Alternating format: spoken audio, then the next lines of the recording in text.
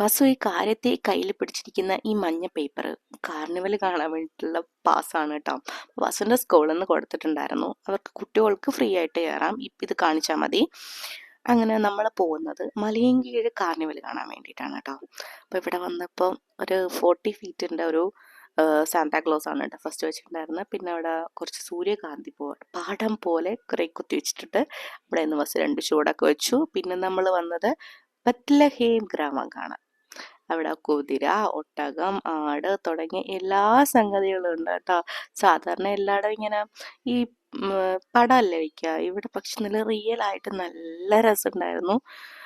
ഒരു നല്ലൊരു നല്ല ഫീലായിരുന്നു നമുക്ക്. പിന്നെ ഡോങ്കി, അപ്പോൾ ഇതിനൊക്കെ വാസുവിനെ നമ്മൾ ആദ്യമായിട്ടാണ് വാസുവിന് ഇങ്ങനെ കാണിച്ചു കൊടുക്കുന്നത്. നമ്മളും ഡോങ്കീനെയൊക്കെ ഇവിടെ ഫസ്റ്റ് ടൈമാണ് കേട്ടോ കാണുന്നത്.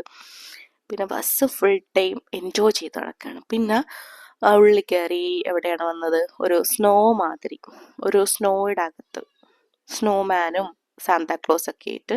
പിന്നെ ഇവിടെ ഒട്ടകം ഉണ്ടായിരുന്നു, ഒട്ടക സവാരി ഉണ്ട്.